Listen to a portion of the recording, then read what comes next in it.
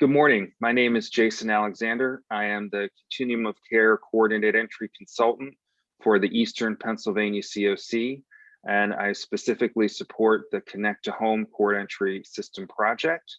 I'm going to be joined this morning by Tony Diaz, who is the PA HMIS Administrator in the Department of Community and Economic Development, the Commonwealth of Pennsylvania, and together we are going to walk you through some recent changes to HMIS, some that affect all users, which Tony will introduce.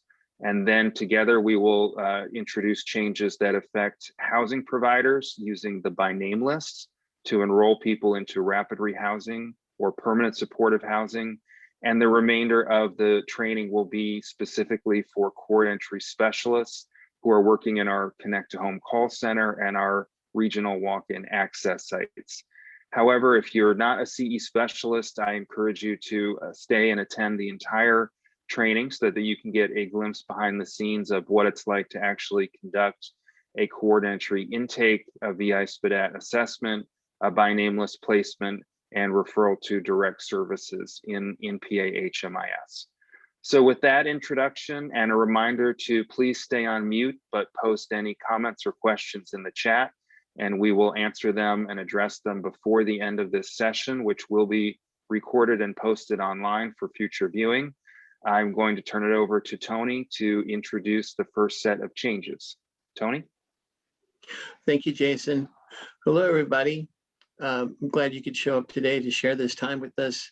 We're going to take a look at some of the new changes. I will start off with where we log in. So when you go to log in now, you will be logging into your CoCs respectively. So you will always log in to the Eastern Pennsylvania CoC. This holds true for all previous work groups. This is the only work group that the Eastern Pennsylvania CoC will be using moving forward. At the organization level, it's still the same. If you have access to multiple organizations, you will have to select those organizations at login. So when you're logging into coordinated entry, you will of course want to log into your coordinated entry organization. And when you're doing casework, you will want to log in to your other organization. Other than that, nothing's really changed for logins. We're still logging in the same way with the username and password. And Jason, if you can pull up the by name list, we'll go ahead and start talking about that.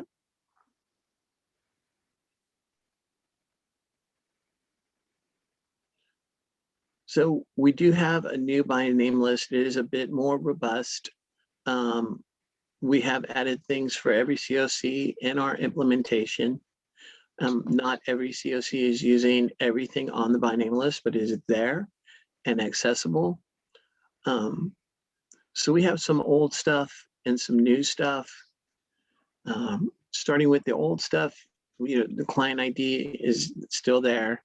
Name is there. Now we have age, phone number, coordinated entry status, which Jason will talk to you about later, but it is a multi-select status, so you will be able to alter that and keep it updated in real time.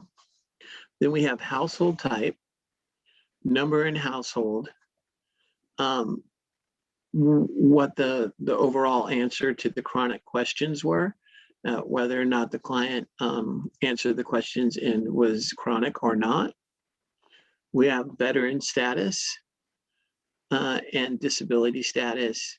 And then we have county of preference. So with county of preference, you can multi-select counties as you go through your workflow and multi-select as many counties as the client tells you that they are willing to receive services in. And then we have added a second line. So each client will have 2 lines of information, whereas previously it was 1 line. We now have 2 lines per client. And the second line starts with the VSPDAT type of VSPDAT that was given, and their score. The next two were added for our sister CoC. Not really, we're not using these in the East, but it is request shelter and document ready.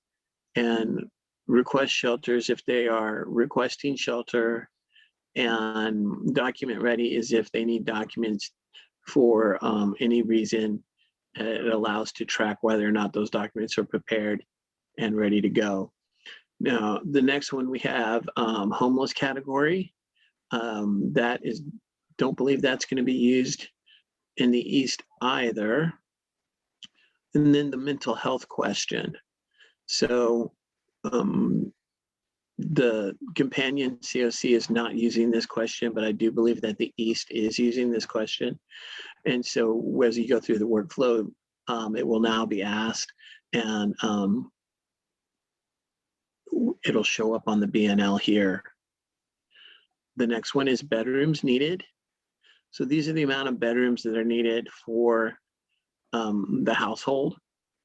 This was specifically added in for DV anonymous clients so that we can get an accurate representation of how many rooms that they will be needed, and a provider can look and search. And even for DV anonymous clients, say, okay, well, they're requesting 3 rooms. I do have a 3-bedroom, so I can engage with them. The next thing is current living situation. And then we have the project entry, and the current county. So as you go through the workflow, you'll be asked to answer what county you're currently in, and then the preferences as well. Now, if you look over to the blue action button, I'm not going to go too deeply in depth. I'll leave that to Jason. But we have some new stuff and some old stuff. You still have the select client. So here you'll be able to select the client and immediately go to the client's dashboard. And then we have CE event. Here you can add a CE event. And same thing with the coordinated entry, intake notes. And Jason will be going a little further into this. Next is coordinated entry status. This is where you'll be able to update their status, whether it's new, engaged, enrolled, housed, or we also have 2 other ones on there. After that is you can edit the enrollment, do a current living situation, triage assessment, housing needs assessment, and we also have included for some of the other CoCs housing referral and referral. The Eastern CoC does not want you to access those from this drop-down list. In a nutshell, if we can scroll up, I will show the filters. In a nutshell, everything that you just saw on the by name list is filterable up top. So the first thing you're going to have is your project. And that's important to pay attention to. If you unselect it, it's going to show you the bigger BNL. If you just have it selected down to your project, that's what you're going to see is your project BNL.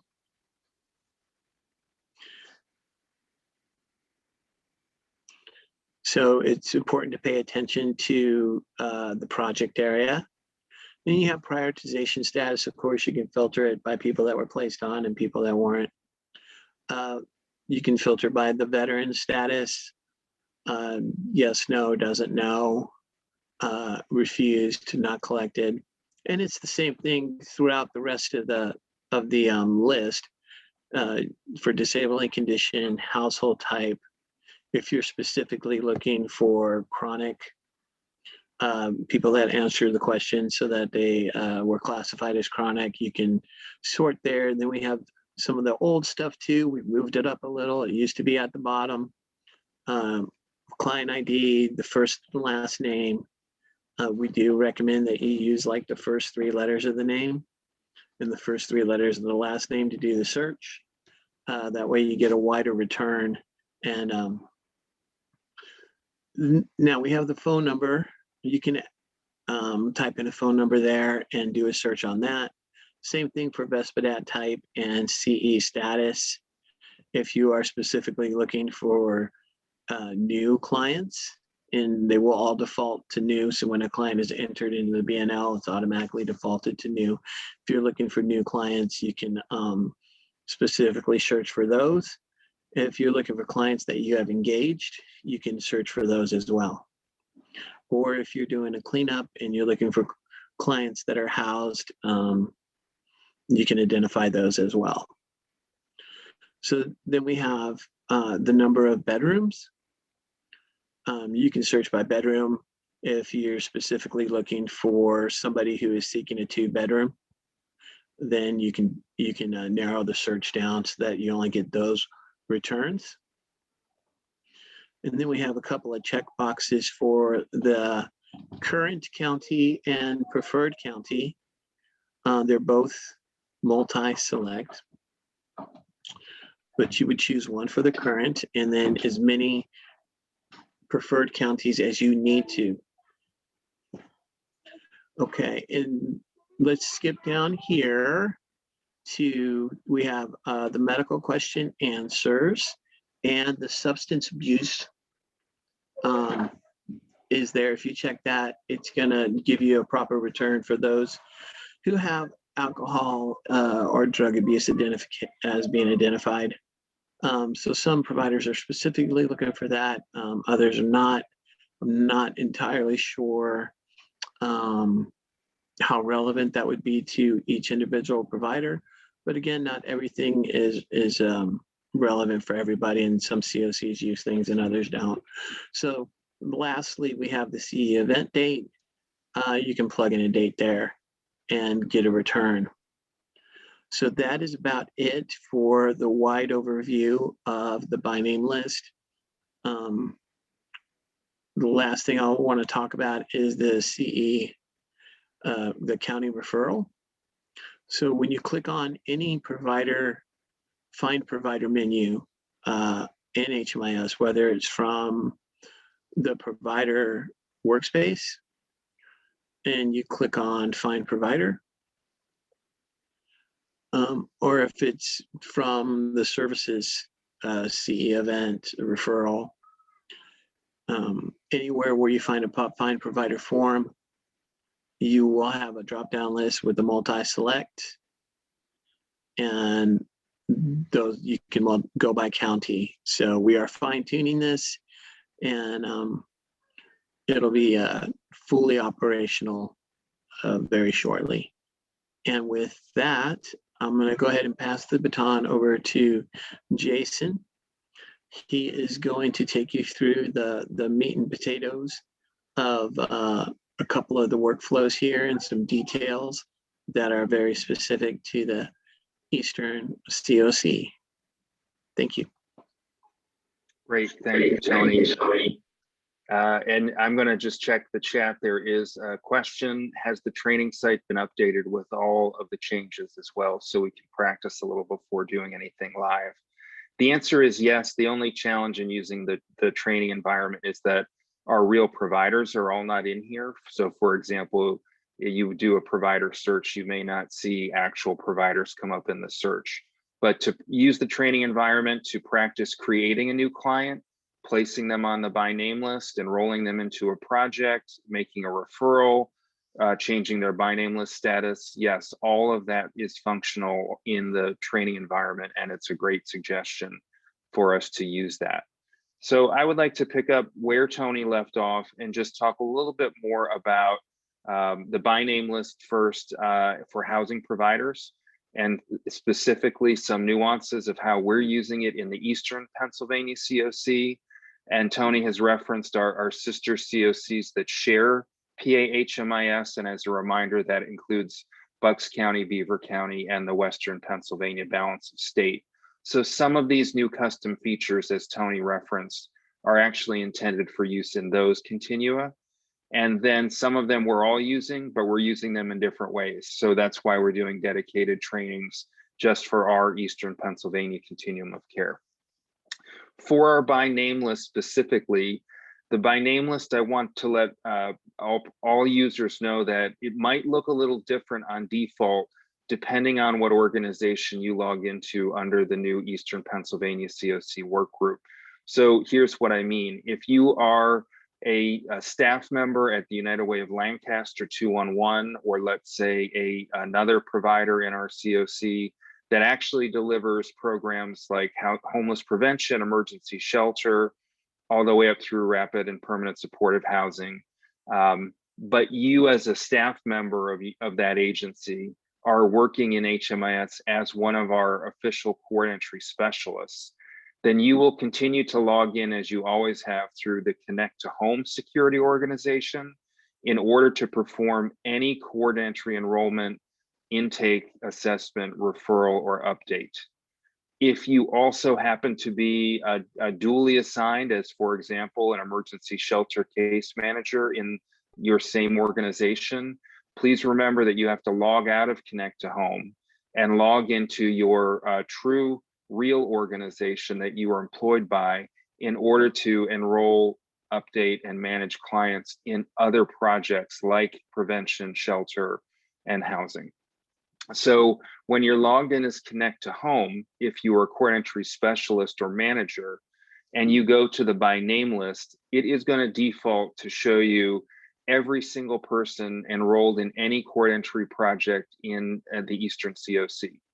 And previous to October 2020, you may know that we had multiple CE projects. We had one for each agency that was officially doing call center or access site intake, and the name of that project typically started with that agency's name. By October of last year, we had created the new Connect to Home organization. We have one unified project. Everyone who is a trained core entry specialist logs in to Connect to Home. And so we now have a by name list that has multiple active enrollments from over 20 different CE projects. The good news is if you're logged into Connect to Home and you're a core entry specialist, the by name list will default and show you everything.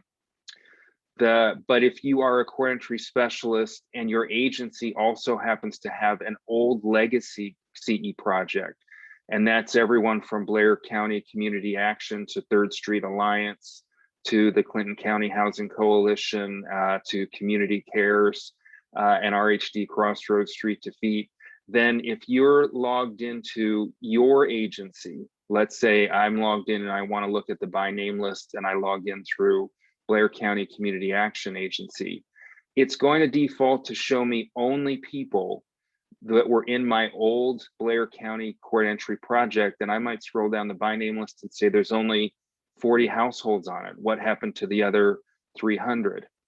You need to go up to the top and deselect your project. Don't select anything. And then you'll see that the by name list will take a minute to repopulate and be complete. And finally, you may be an organization that has never been involved with core entry. You use the by name list to enroll people into your rapid rehousing or permanent supportive housing project only. And when you log in, you will see the full by name list on default when you go to Home, My Client Track, by name list. So it looks a little bit different right now, depending on what kind of user you are and what your organization has as a configuration. But rest assured, by unchecking everything, you can load the entire by name list for the Eastern PA CoC. The other important thing to note, based on what Tony told us, just as a reminder, as a housing provider, we really want to avoid, if you're looking for people to enroll in rapid rehousing or permanent supportive housing, don't change the prioritization status filter, leave it as placed on. A lot of these could be very helpful to you, but as a reminder, don't use category of homelessness. We are not using that in the East. That is an updated procedural decision that became effective this morning, Friday, April 2nd, 2021. You will see existing clients on our Eastern by name list with a category type. Ignore it completely. Everyone on the by name list, the place there by coordinated entry, is potentially eligible for rapid rehousing or permanent supportive housing, or we would not have placed them there in the first place. The reason we are not going to use the category of homelessness assignment is that it confuses different projects with different funding eligibility, and also confuses some of our providers related to folks that are placed on the by name list that are fleeing domestic violence, and maybe category 1 and or 4 by HUD definition. So we're not going to worry about the HUD definitions. Other, again, sister CoCs are going to use that as a filter type, but you should please refer to all current eligibility guidance for your funded project, whether it's ESG or ESG rapid rehousing, or CoC rapid rehousing or permanent supportive housing, and make sure that you are trying to enroll the next highest priority household into your project, regardless of whether they are DV anonymous or a public DV record, which you would figure out because at the end of their last name, for example, Darklighter, there would be the letters DV at the end. And that's a DV public record, and a DV anonymous record always has DV as the first name and a client generated unique password as the last name. So a little tip for housing providers to make sure they are enrolling eligible DV households into their housing project. How would I know whether a DV anonymous household is likely to be appropriate for enrollment? I would look at a combination of 4 things, and none of them include the category assignment, whether it's there or it's blank. First of all, again, if you see DV first name, that means they've chosen as a DV survivor to actively hide their personal information from HMIS for privacy purposes. Excuse me. That's a client choice, meaning at intake, they may say, I'm fine having my information in the system, but I still want it to be known that I'm actively fleeing domestic violence. I'm looking for housing and services. In that case, again, we use their real name, all their PII, but we add the code DV after their last name. Excuse me. The second thing I would look at is the VI SPDAT type. If it's a family, it doesn't matter how many household members are displayed here, because we only will do a DV intake, anonymous intake on a family if that family has 1 or more children under age 18.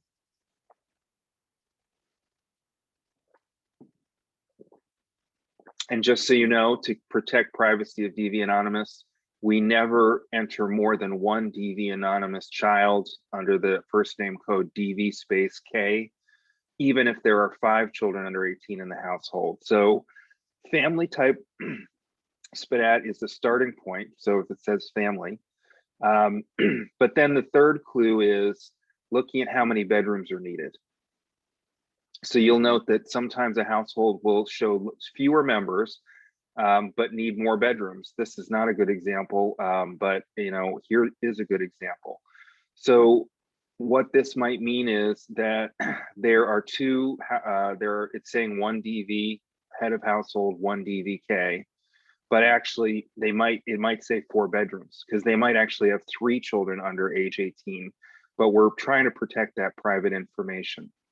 You could go into their client intake to find out, how much more information you can about family size, or more appropriately, reach out to a Coordinated Entry regional manager and ask them to cross-reference information that they have that is outside of HMIS. And the final piece of the puzzle is to look at the current living situation. And just like all other intakes, we are listing the current living situation for DV anonymous clients. And if it says place not meant for human habitation, that is a category 1. So you can put all of that information together. And if your program requires you to only enroll people that meet the HUD category 1 definition, you would use these clues together to see if a DV anonymous household would be that next appropriate household. If it says client refused, that's an old error from previous procedures, and please contact a current your regional manager for more information. If you think otherwise, this is the right next household to enroll. The other major point for housing providers and the by name list that's brand new is the court entry status menu that Tony referred to. This is how we are now going to make sure that we're not letting anyone sit on the by name list for too long, or accidentally have two housing providers trying to engage and enroll the same household at the same moment, which is a duplication of effort. And how we do that is, as Tony said, from now on, you don't see it here in training because these are some old records, but every new entry on the by name list, the CE status will default to new. And if it says new, then no provider is trying to engage that client. And if they're the next eligible client by priority for you, you should move forward with that enrollment. And the first thing we'd like you to do is click Coordinated Entry Status and add a status record. If there have been previous attempts to engage, enroll, or successfully house a household, you will see a list here. It can be sorted by date, but it will default to most recent. And whatever the most recent status under this list is, the most newly created status note is what will be updated on and displayed on the by name list. So if I'm going to try to engage this client, I'm going to press CE status new.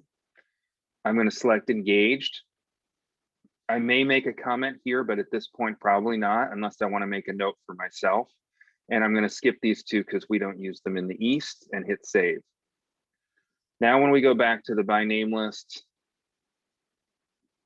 this client should appear as engaged.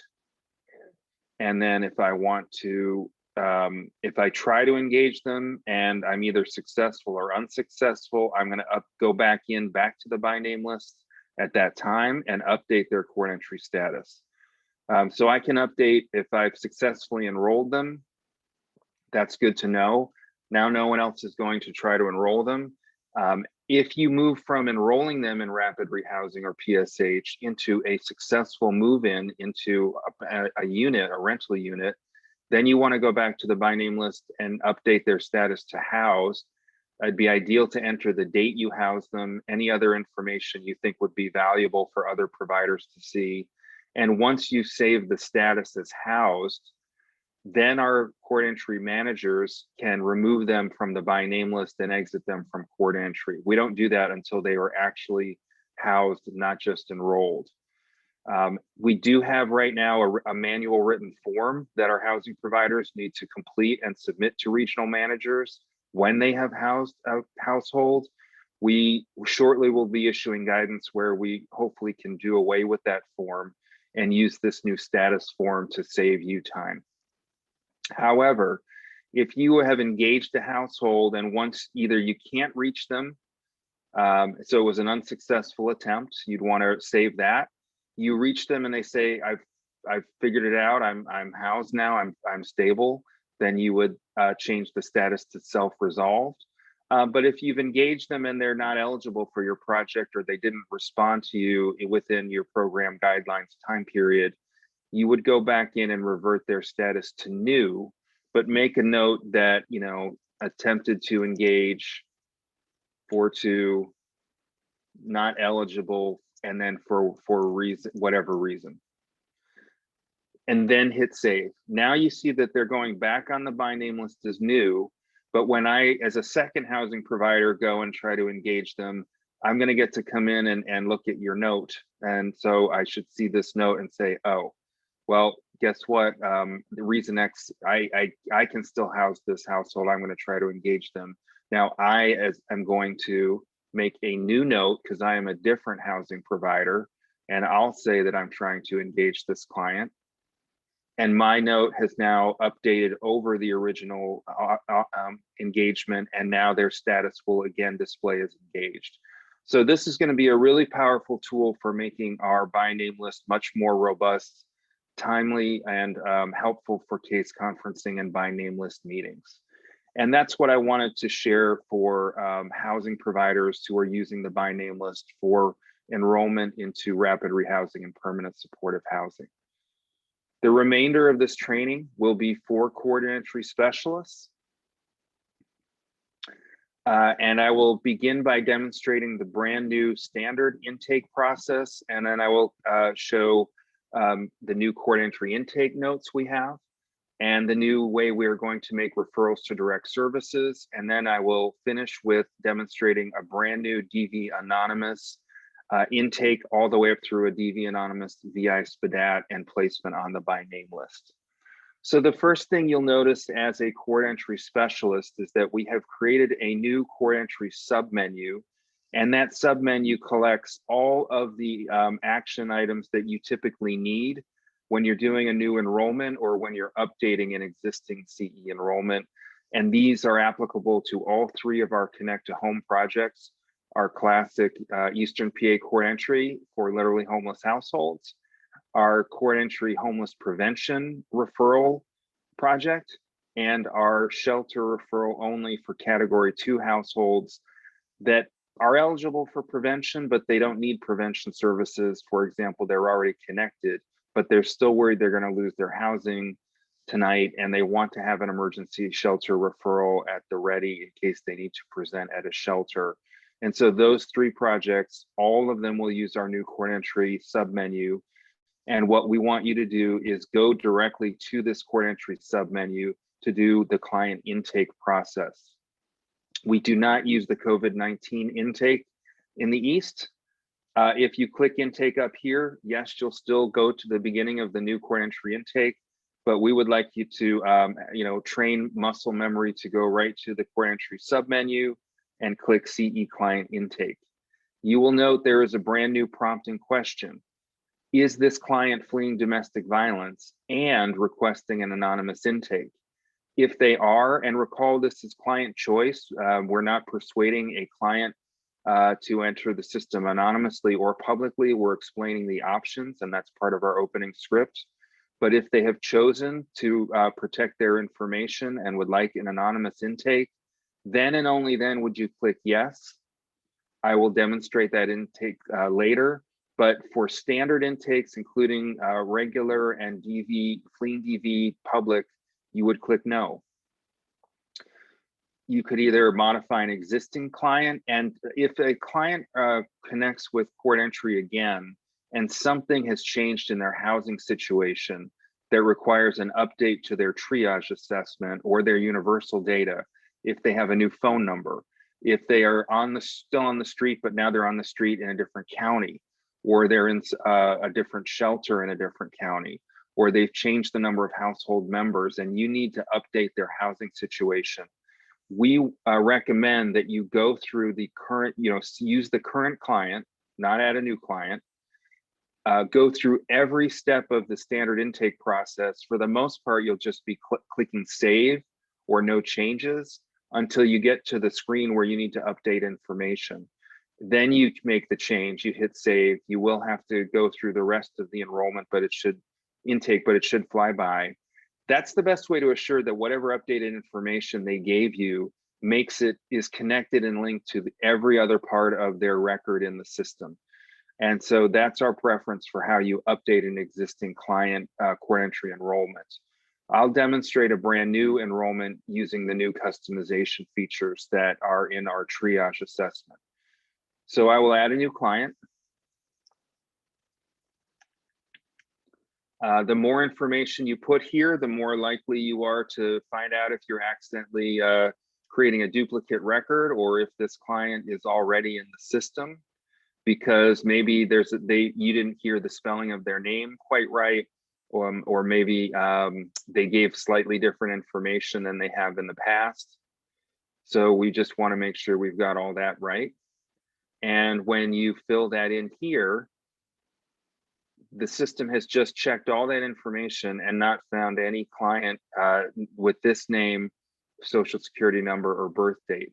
If you had put in just the name and there was a name already in the East, a record in the East with that same name, then you get the pop-up dialog box we often see with a list of an existing client and the opportunity to click into that existing client record and just confirm that this is, yes, the same client, in which case you would exit out the new enrollment and start the intake again with the current client using the current record they have in the system. Or you'd find out that it is the same name, but it's a completely different person based on their date of birth, their age, their demographic characteristics, their social security number, etc. But if, I'm confident that there's only one Wedge Antilles going through core entry enrollment in the East at the moment. And everything on this page is identical. This is all information we need to collect.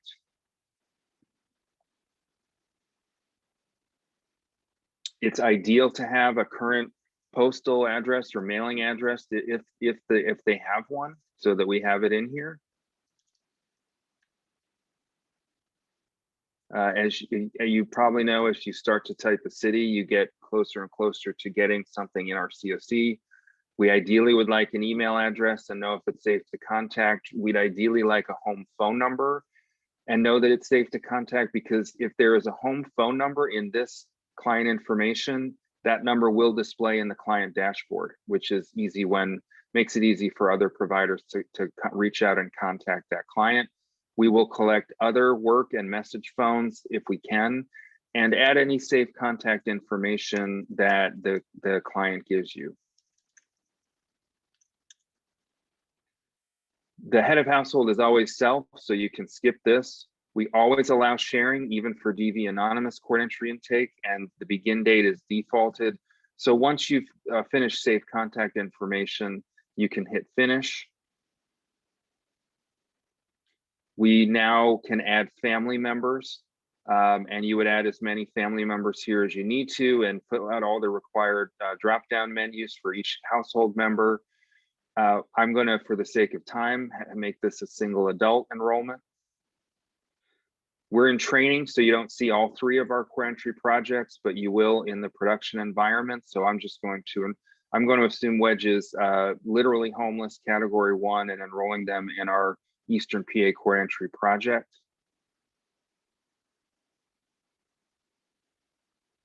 The universal data assessment has not changed. We have to know disabling condition because it's contingent on chronic homeless status, and we have other projects that serve people with disabling conditions as well. We always need to know, where did you sleep last night?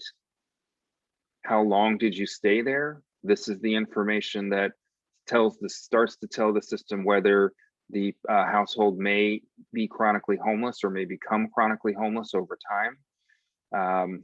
So we want to answer all of these questions carefully. And you can skip the insurance question, it's not required.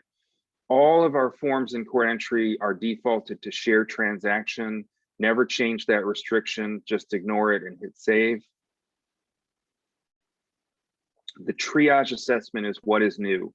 So this top part is the same. We need to know this information, but what's different is what you see under current living situation. So first, we must ask current living situation. 9 times out of, more than 9 times out of 10, it's going to be the same if I were in a place not meant for human habitation, not human, but not meant for habitation last night, and I'm talking to you at 9 a.m. or 2 p.m. the next day, and I don't know where I'm going to go tonight, I'm probably in the same living situation. But what is different, and we always need to know, what county are they currently in? What county are they in right now, or did they reside in last night? Ideally, we would know the zip code. This provides us with data to do reporting and analysis for HUD, our other funders, and our community providers and partners, so that we know where the trends are in homelessness in the Eastern PA CoC. So it's really important to know the current county, and that will show up on the by name list. Skip category of homelessness, we do not use that in the East. We ask if someone is willing to share their mental health diagnosis if they have one. That is how the by name list populates that category for programs that require a mental health diagnosis. Here is where you can check county of assistance preferred. There are going to be, again, as Tony mentioned, people will say, hey, I'll go anywhere where I can get help. Technically, you could check here and all 33 counties will be checked. The issue with that is we really want to probe a little, have a little dialogue with the person, even though they're in crisis, because can they really get to a shelter that night, or even in 2 or 3 days, if that shelter is 250 miles away and away from their social networks and their public benefits, for example, or their residency benefits. So try to be a little bit thoughtful around, okay, but what are the counties you think you might realistically want to be in or could be in if service is available, and check those. Number of bedrooms needed.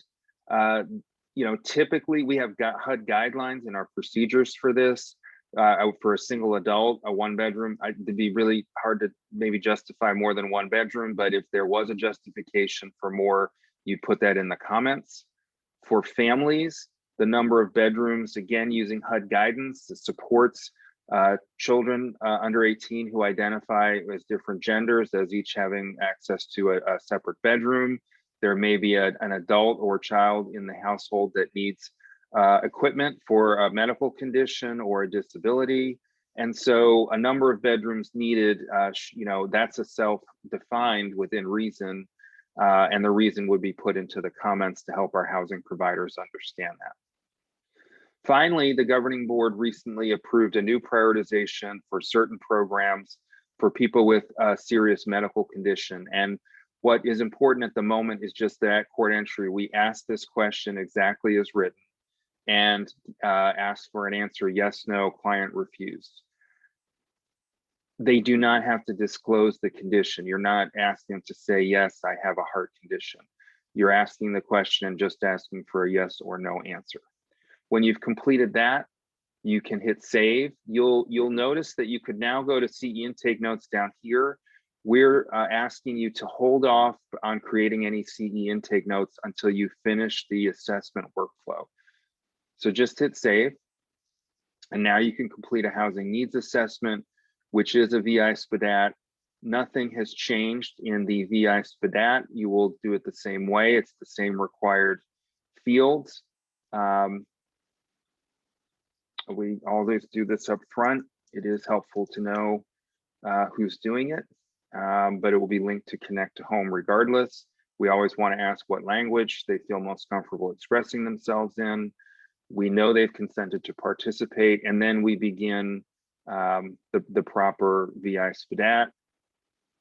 At the end, nothing's changed here. We might have time to get a little more information on exactly the best way and time and to contact a person. We don't need to do photo permission, so you can leave it blank. And the very last thing we need to do, the only way someone will end up on the by name list for housing is if you select placed on prioritization list. We've removed that from the triage so you don't accidentally place someone there.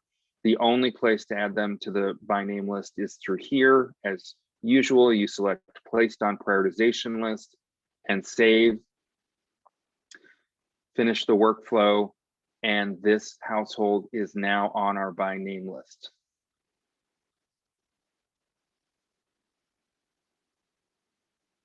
So let's just look to make sure.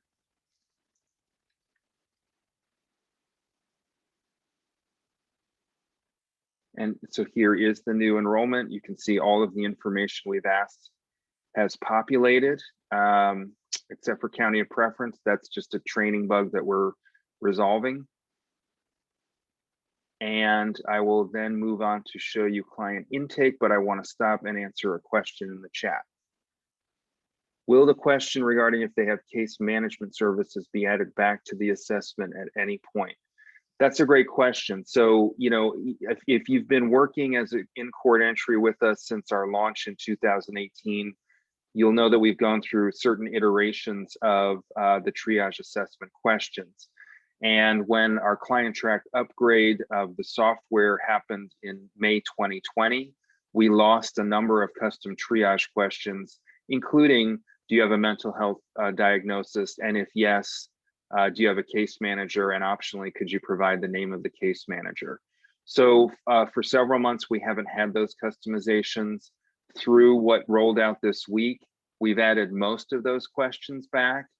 And then after these customizations are finalized and we know everything's working smoothly, the CoC will be working with Tony, the DCD, and our vendor Ecovia to make a second round of customization upgrades to the court entry workflow. At that point, the Eastern PA CoC can request, in partnership and agreement with the other CoCs in HMIS, to add back the case manager question. to add in back potentially our housing discrimination question, to add in a substance use question, which the other COCs, by the way, are pulling that for the by name list from their barriers assessment. We don't currently do the barriers assessment in our core entry workflow. So at this moment in time, that substance abuse filter on the by name list that Tony showed you will not function in the East.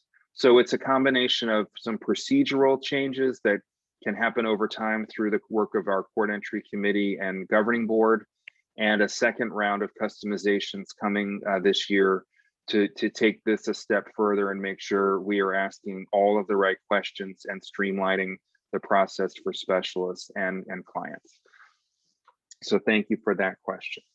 And then I want to show you that when we finish wedges enrollment, we've confirmed on the by name list they've been placed if you want to do that.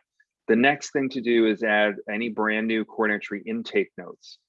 That's another custom feature we lost in the upgrade in May 2020.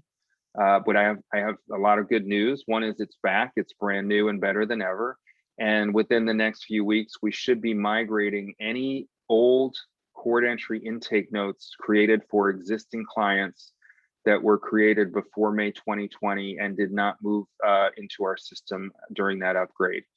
Those are going to be migrated over, hopefully all completely successfully, into the new court entry notes section for pre-existing clients that were once enrolled in court entry. We have been relying on using the case notes section, just like all providers have in PA-HMIS since May 2020. But now we're going to have two note fields with two records of notes. It's like having two notebooks for each household. And unfortunately, there's not going to be one master notebook with all core entry notes and all case notes. But here is the difference. Now that we have new core entry intake notes, any note that any provider wishes to make about the coordinated entry enrollment process for a client, from the experience of enrollment in court entry to the experience of exit from court entry, any note made by a court entry specialist, regional manager, or even a provider, let's say you're an emergency shelter provider or a rapid or PSH provider, you're working to enroll a client, but there's an issue related to their enrollment that's information that should be shared with other court entry specialists or managers, then you'd want to make a note here under the new court entry intake note. And you do that by clicking this new court entry intake notes submenu option. You will see a list of existing notes. We don't yet have a subject column. You're actually going to see the beginning of the note text, which may be even better, but we will be adding the subject column as well. And you would press add new intake note. You will note that the date's pre-populated unless you need to backdate the note. And there is a list of subjects to choose from. You don't type in your own subject into the CE intake notes. Most of these at the top are what our CE specialists are going to use, and you should follow your existing procedures and training for the details of any intake notes you are completing. Remember that your intake notes are going to help other core entry specialists and regional managers and housing providers figure out exactly what's going on with any client in court entry at any moment in time. So the more detail in these notes, the better. The exception being when you're doing a case note, client notes for a DV anonymous client, you obviously want to keep all personally identifying information out of these case notes. But for all other clients, provide as much information as possible.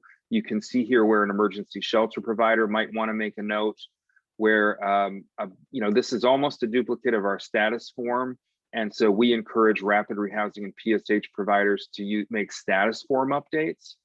But you might be engaging someone for 2 weeks and might want to make notes that are going to be important. You may find out while you're engaging someone that they actually moved from sleeping in their car in one county to sleeping in it to another in county. And they don't contact court entry. So you're now the only person in the system that knows that change in their housing situation.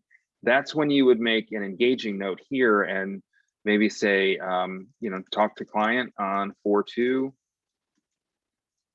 now living in Carr in Bedford County. You would then check read only to make sure no one else can edit that note. If you're a CE specialist, you're going to be using these up here. And if you look at these lists and say, I have a completely different subject, then just select general update and you can submit a note about anything. When I finish the note, I hit save. The note now appears. You can see the note text is displayed. I can sort and print these notes as needed, and we can add notes as needed. So for new clients and existing CE clients, new notes about coordinated entry should always be added here. But keep in mind that we have many, many clients on the by name list all of whose coordinated entry notes are still in the case notes section. And the difference with case notes is case notes are for notes related to enrollment in any other project in HMIS besides coordinated entry. So homeless prevention, emergency shelter, rapid rehousing, permanent supportive housing, transitional housing, all other projects. If you are making notes related to managing that client's enrollment in your project, those case notes go here. And for this period of transition, coordinated entry specialists will have to check the profile of case notes for existing clients in case there are CE notes here, but please start putting all CE related notes in the new coordinated entry section. Finally, we have a new way of making referral to coordinated entry services. We make direct referrals, both through PAHMIS to PAHMIS users and to non-PHMIS providers. But in PAHMIS, we are making referrals to PAHMIS providers only. And we are now going to make all of those direct referrals to street outreach, homeless prevention, emergency shelter, and transitional housing through this CE services menu. So to make a referral for Wedge, who needs a shelter referral, I'm going to click CE services. I will see a list of any referrals already made. I'm going to add a new referral. I'm going to select a referral to emergency shelter bed opening. I want to note here that this training environment does not reflect the event list that you will see in production. You are only going to see in production things that we actually make referrals to, which include rental assistance or referral to prevention assistance. As I've noted in previous trainings, we are in the process of reclassifying all of our homeless prevention projects to one referral event, which is referral to prevention assistance project. But for now, to find a specific project, if agency X might have homeless prevention classified as rental assistance, you would click that, search for provider. You should get a list of all providers that have a rental assistance project. Other providers are coded to the new referral to prevention assistance. If you don't see someone on the matrix, a provider on the matrix that you know has a homeless prevention project you can refer to, then try looking for them in HMIS here under referral to prevention assistance. And you should see a list if they are there. The other nuance, and we're going to get to the point where everything is streamlined and everything's classified under the same event type. That holds true for emergency shelter as well. Unfortunately, we still have many projects classified under access event emergency shelter bed, which is in production, not here. And newer ones or recoded ones that are referral to emergency shelter bed opening under referral events. Eventually, they will all be referrals to emergency shelter bed opening. You'll click that. When you do that, you might see these added fields pop up. Just ignore them. Ignore location of crisis housing. You continue to go right to click the magnifying glass to refer to provider search. And if they've been coded properly, they will show up in the list. And if not, you can search for them by name as usual, or you could just don't put anything in and try to search and find all providers, and then you can click through to make a referral. The other thing I'd like to mention is that back when we did the intake, we were asking Wedge what counties would he want to live in, and he selected 3 counties that he'd be willing to find shelter in or be rehoused in. This system is going to know, and I actually didn't save those for Wedge, and I realized that's why they didn't show up in the by name list. But if he had clicked Adams County, Bedford County, and Blair County only, by default, the new search engine is going to display only providers that are coded for that access event, like referral to emergency shelter bed, and only that say they serve those 3 counties. Well, here's the problem. We have to manually go through every single project in HMIS and code them by what counties they serve. So while we're excited about this new functionality, and eventually it's going to make it very easy for specialists to make appropriate referrals, it's not a good idea to use client county of preference now, and unfortunately it defaults to them. So it's going to default in this search pop-up to the 3 counties that were part of the intake assessment.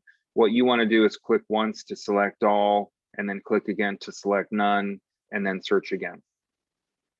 We'll issue guidance as soon as we've saved you that extra step. When you find the appropriate provider, and we don't have our real providers in training, but this is a provider this is the provider you were trying to refer Wedge to for shelter, you would click their name. If they are a PHMIS participating provider, you click here now to send an email to whoever is responsible for receiving referrals in HMIS to the provider's dashboard, and you ignore everything else and you hit save. If you check referral email authorized, you have the opportunity then to send the email. In production, if you click 2, we actually have a mailing list, and you would actually just click over to users, and you could type in a username and you should see a user pop up. And if you see them pop up and select them and hit OK, it's going to default their email address for you. Most, if not all, of our supervisors for referral projects should be in there. But if not, you can enter it manually. You can add other details as per our specialist guidance, and then send them the email referral. Again, only send an email to a PA-HMIS participating agency, not to a provider that we refer to through Connect to Home, but that is not an HMIS user, and follow our standard procedures for that. When I send the email, all that email is doing, I'm going to receive an email in my inbox right now that says, you've received a new referral. Please log into PHMIS and check your list of pending referrals to accept or reject them. What also happens simultaneously is it has now been recorded as a referral event, and it appears here. When the referral provider in HMIS processes that referral, the referral result will be updated here. And that's really useful, because if they process that referral and they reject it, it will say rejected. And if the client calls back or walks back in and says, you referred me to the shelter and they're full, you can go back into the services list, see that you referred them to my fake organization, see the result, actually go in and see the result. And then you can say, okay, I've got to find a different shelter to refer Wedge to. So that's how we're going to manage referrals at this point, and that's for all of our direct referrals. The other thing to note is that providers, if you receive referrals, you will use your dashboard. I don't have the right provider here, but you will should be able to see that referral right away in your provider dashboard, and you can see already Wedges here waiting for a referral. Recently, in the last month, we corrected an error where the dashboard was not displaying properly. And you may be saying, what happened? I used to have a column that said referred, turned away, accepted. The turned away term is outdated, a legacy, it's removed. The dashboard has been fixed. Now, if you are a service provider that receives referrals in HMIS, whether you load your dashboard and look at the list at the top, or you click referrals to selected provider, it's the identical list of referrals and their status, and you can go in and modify them through either area. It's 2 different ways of getting to the same list of pending referrals.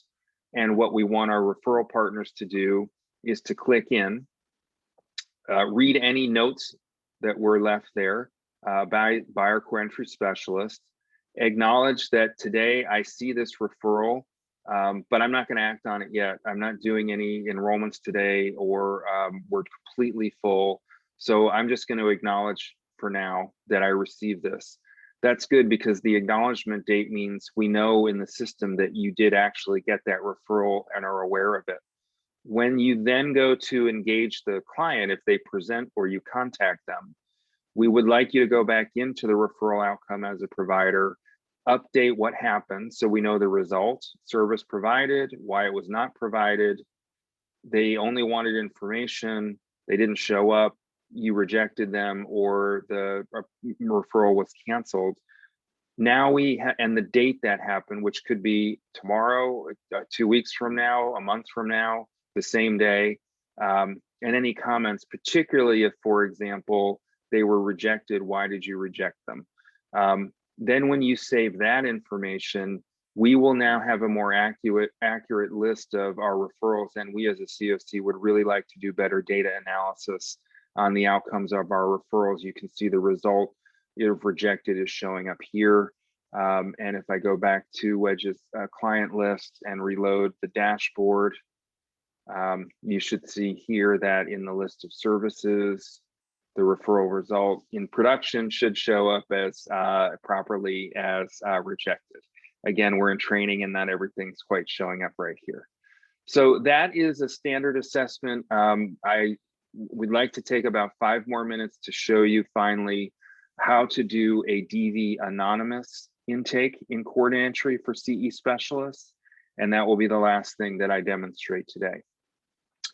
So the situation in which you would say yes when you were starting a new intake for the first time, and I'll just start all over again, is to click CE Client Intake under the Coordinated Entry submenu. And I'm going to enroll a new client that is actively fleeing domestic violence. That's a self-disclosure at Coordinated Entry. We trust people when they call and say they're actively fleeing domestic violence, and it's the reason for their housing crisis or their homelessness. And if they want, and then we offer them the opportunity, of course, to enter their information anonymously in the system for privacy reasons. If they choose to do that, we would click yes. This client is fleeing domestic violence and requesting an anonymous intake. We are going to add a new client. Remember that for DV Anonymous, it defaults to the first name DV. Do not change that. We ask the client to generate their own user-defined password. And then we can search to see if that's a unique user-identified password. If it's not, there would have been a pop-up menu and it would have said DV Easter is a client. You could click through and then double check any information that would help you determine whether this is a duplicate entry. If you're sure it's not a duplicate entry to the best of your ability, you'll have to ask the client to generate a different user-defined password. We can only have one DV Easter in the entire system. But assuming that no one has that password as their code name, you will see that name quality is now defaulted. You do not have to select it, and it's defaulted to codename reported. You will continue to ask whether they are, the veterans question in intake, even for DV Anonymous. Veteran status is not PII, and our service provider community, including veterans and victim services, agree with us that we need to know this so that veterans who are fleeing domestic violence anonymously have access to veteran-specific services like SSVF. So it is appropriate and important to ask and answer that question. And like a standard intake, you do not change anything else. You hit finish. You will now add family members. As you know, we do DV family members in a different way to protect household size with children specifically, meaning the following. If the head of household has any children under age 18, we enter one and only one child record with the first name DV space K, capital K, must use the same last name password. And when you hit tab, it's just going to pop up automatically. It'll do this for family members too. just to make sure there are no record confirming that that's not already a fake code name in the system. You just hit cancel. You'll notice that name quality, birth date quality, gender are grayed out. We don't have to select or deselect those anymore, as is ethnicity and race. All you're doing for a DVK is selecting relationship to head of household. You will always select dependent child, not son or daughter, because that's identifying. Dependent child, you will note now that there is a new auto entry birth date for a dependent child, which is always going to be today's date and the year 2016. We need to do that so the system knows this is a child. It's going to impact the family status and the VI SPDAT, as I'll show you in a minute. That's all you have to do for a child, dependent child. If they have 5 dependent children under 18, it doesn't matter. You just enter 1. However, you do enter a DV anonymous entry for any other adults that are part of the household, including adult children. It could be a partner, it could be a grandparent. We use the full HUD family definition, but every DV family member needs to be entered separately, who is an adult, as a DV space FM for family member, same last name. And you'll notice because they're an adult, again, check, just hit cancel. Relationship to head of household should always be other family member, nothing else. Since they're an adult, you will have to ask veteran status, and that's all. Let's say this DV family member is an adult child over 18, and this DV family member is a grandparent living with the family. We don't know the details, but we know there are 2 adults, and we need to know there's another other family member and whether or not they have a veteran status. And finally, you might have a non-family member in the household. And in that case, rare case, you would say DV NFM, non-family member. Still put in that password, hit cancel, still put, now you don't, this is the only time you'd select other non-family and veteran status. When you hit save and close, you're gonna get a warning. It's gonna happen every time. And the warning is actually just saying, are you sure these aren't duplicates? Because we're seeing DV Eastern again. You can ignore those warnings, and the way you ignore them is by hitting save and close a second time and moving through the household. Let me pause because I think there's a question here.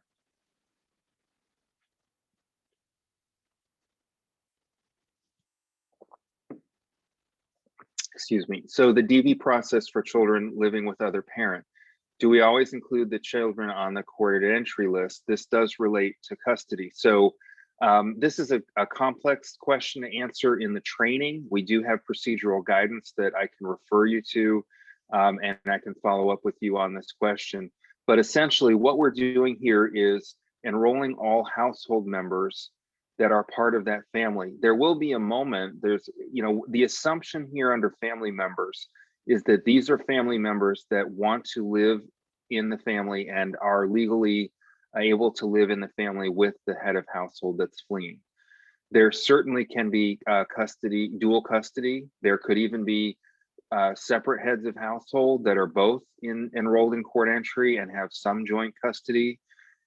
There are ways in the client records, the household family records, to identify household dependents that are not living with the head of household or one of the two parents or guardians, or one has custody and one does not. That's all done separately. We will provide you with procedural guidance on that. It exists in our written guidance, but it's outside the scope of this training, other than to say, to try to answer your question. At this moment in time during CE intake, you are trying to enter family members who are intended to be a household that is a group of persons who are applying together to a project for assistance and who live together in one dwelling unit by HUD standards and the HUD definition of family and whatever legal standards apply to the custody of the head of household in relation to a dependent child. So I hope that's enough of an answer for now, but it's a really great question. And if you have follow-up questions, please reach out to me or a regional manager. So again, we'll go back now and continue.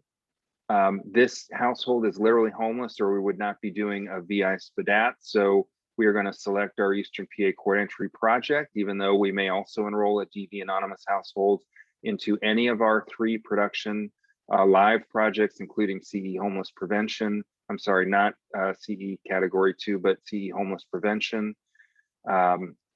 Here's where you see, here's actually where you can uncheck a dependent who might not, the household might not have custody of, or may not have custody of at this moment in time. So as a kind of a perfectly timed follow-up, your question was timed perfectly. It is possible that someone in this household, including a dependent, may not be immediately going to be moving in with the head of household if they are enrolled in a housing project, in which case you could deselect that dependent. But that is the assumption. That's going to be really hard since we're using DV anonymous clients and we don't have a lot of information. The assumption is going to be that that you have added household members and are going to move forward with all household members who are intended to be living with the head of household as soon as possible.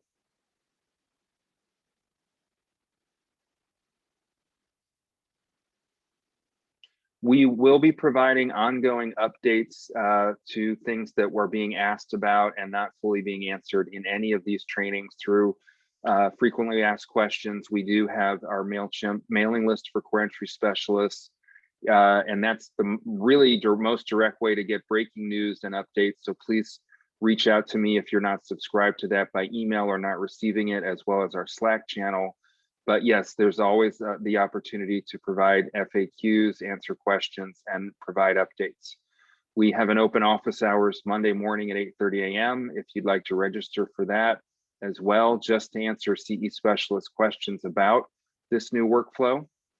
And I want to just continue here and try to wrap up in the next couple of minutes by showing you how to complete the DV anonymous intake. The universal data assessment has not changed for a DV anonymous client. It's essential to know whether there is a disabling condition to qualify for chronic and other specific housing projects. We continue to ask about previous living situation the same way as the standard intake for the same reasons to track potential current or potential chronic status. And I'm just doing this real quickly to show you, we continue to ignore health insurance. The triage assessment looks like the new standard triage assessment I demonstrated a few minutes ago, with one exception. And that one exception, and we still want to know current county, it's really important, and ideally current zip code. What is new here, only under the DV anonymous, is an age range category for the head of household. And the specific reason is, as you'll see in a moment, a DV anonymous VI SPDAT as defaults the head of household's birth date to a fake birth date of January 9th, 1970, regardless of what their real age is. However, we have housing projects that only serve transitional age youth head of households aged 18 to 24, and we may have projects that serve or are prioritized for seniors 60 and over, for example. And so the only way to know the age range of a head of household that's DV anonymous is to select this category. There will be eventually a by name list filter for age range. It is something our vendor is working to put in to the by name list as quickly as possible as part of our customization process agreement. We will continue to skip category of homelessness. It doesn't matter whether they're category 1, category 4, or both. In fact, the confusion around that is what caused us to help us figure out why we need to make a procedural change in the first place and stop using that on the by name list and in the assessment. So just skip that. You can still ask the mental health diagnosis question. You definitely would ask the county where assistance is preferred question. This is where number of bedrooms is essential, because if we have 1 DVK, but there are actually 4 children in the household, this may be a 5-bedroom or more household, and comments can be left, but they should not reveal any personally identifying information, just to help housing providers figure out what to expect from the household related to household size and unit size. And finally, we ask the serious medical condition question as normal. The other thing that'll be different now when you go to say, yes, I want to do a housing needs assessment via SPDAT, you will actually get a prompt menu and make a manual choice of which VI SPDAT to do. That's because you as the CE specialist are the only person that knows whether the head of household is by age and family composition, what VI SPDAT you should do. So a single adult would be a household with no children under 18. Family would be a household with at least one child under age 18 and more, potentially, including a transitional age youth head of household. So their age range as head of household could be 18 to 24, and they have one or more DVK dependent children under 18, and you would always select family VI SPDAT. But if they are a single youth head of household aged 18 to 24 with no children under 18 in the head of household, you would click single youth. Finally, there's a manual score entry. Never click manual score entry. That is a feature we hope to use soon, but it will only be used by our core entry regional managers. And so for now, you're going to use these three choices. Since this is a family, I will show you the only thing that's different in a DV anonymous intake than a standard intake for a VI SPDAT of any of the VI SPDAT tools. And it's only different in the family VI SPDAT for DV anonymous. So the first part would remain the same. I have to fill out this required information. It's helpful to fill out the rest. We do want to remember to ask the parent the language they're most comfortable speaking in. Reconfirm they've consented to participate. Check no second parent currently part of the household. And this is what's different and only different for DV anonymous family VI SPDAT, the first 4 questions. I'm going to bring your attention to question 4. Please provide a list of children's names and ages. That has already been pre-populated with the one DVK child that you input before. Don't touch anything under section 4 and you'll be perfect. Don't check this, don't change this. Don't worry about what this says. This is used here just to make sure that we automatically give the 1 scoring point that all DV anonymous families get for having at least one dependent child in the household. Then go back up and look at questions 1, 2, and 3. You're only going to do client refused, client refused, client refused. Don't worry about anything else because the score hasn't changed. They're still getting that 1 point for having DVK here. You'll note when I check client refused, this went from 1 to 0. Don't panic, don't change it. Don't change it back to 1, don't do anything.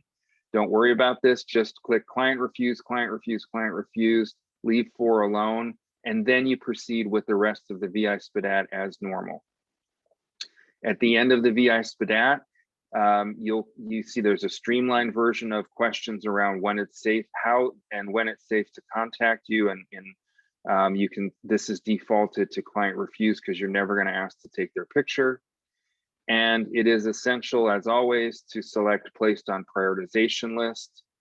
Do not think about changing the restriction around sharing. It's intended to be share transaction. Always leave it set at default share transaction. Press save. And because it's a family, you will have to do a little bit of universal data question of the other family members. So for other family members that are adults, you're going to have to answer 2 questions only. One on this page about disabling condition and hit save.